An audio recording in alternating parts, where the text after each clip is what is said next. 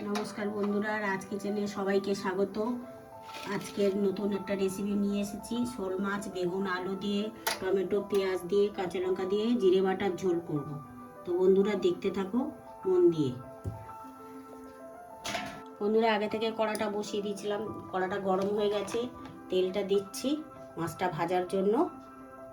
তো মাছটা ভাজবো। বন্ধুরা তেলটা গরম হয়ে গেছে, মাছটা দিয়ে দিচ্ছি। মাছটা ভাজবো।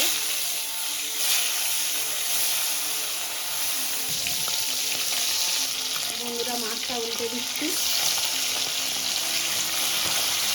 উল্টে দিলাম মাছটা। বন্ধুরা মাছ ভাজাটা হয়ে গেছে। তো মাছ ভাজাটা এরকম হালকা করেই ভাজবো, জ্যান্ত মাছ তো এটা বেশি কড়া করে ভাজতে নেই, কড়া করে ভাজলে টেস্ট লাগে না। এই হালকা ভাজাতেই দারুণ। এখানে মাছ ভাজা আমার কমপ্লিট হয়ে গেছে। তো দেখুন কত সুন্দর হয়েছে মাছটা হালকা করে ভাজা। বন্ধুরা মাছ ভাজা তেলটা রয়েছে, এই তেলটাই দিচ্ছি। জ্যান্ত মাছে তেলটা একটু কম লাগে। 5 ফোড়ন দিলাম ফোড়ন, তো পেঁয়াজ দিলাম। পেঁয়াজটা দিয়ে হালকা ভাজা ভাজা করবো।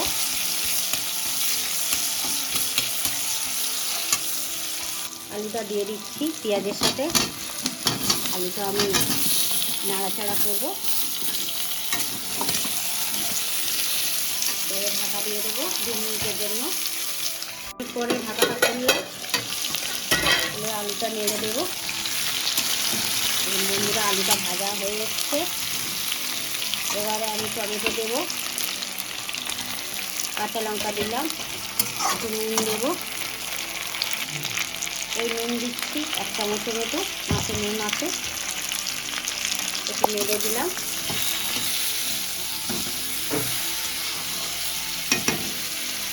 ঢাকা দিয়ে দিচ্ছি। 2 মিনিট পরে খুললাম ঢাকাটা, একটু নেড়ে দেবো। দেখুন কত সুন্দর হয়েছে ভাজাটা। তো এবারে বেগুনটা দিয়ে দেবো।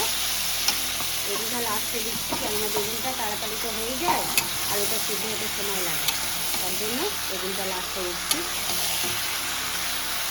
দিয়ে চাপা দিয়ে দেবো 2 মিনিট। খুললাম, খুলে একটু নেড়ে দিচ্ছি। দিয়ে এবার মশলাটা দিয়ে দেবো। দেখুন কত সুন্দর কালারটা এসছে, বেগুনটাও ভাজা ভাজা হয়ে গেছে। দেখুন এইরকম। এবার হলুদ দিয়ে দিচ্ছি 1.5 চামচ, পরিমাণ দিয়ে যেরকম খাবেন দেবেন। কাঁচা লঙ্কা দিয়েছি বলে গুঁড়ো লঙ্কা 1/2 চামচ দিয়ে দিলাম। একটু নেড়ে দেবো।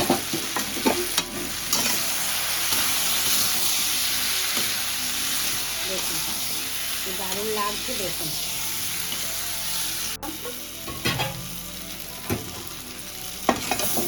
দেখুন ভাজা ভাজা হয়ে গেছে।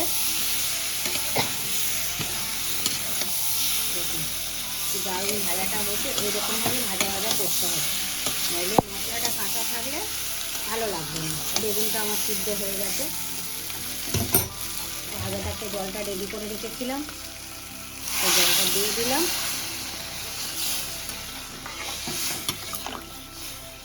পরিমাণ মতন জল নেবেন, যে যেরকম ঝোল খায়। মাছটা দিয়ে দিচ্ছি গুছিয়ে। তো দেখতে থাকুন।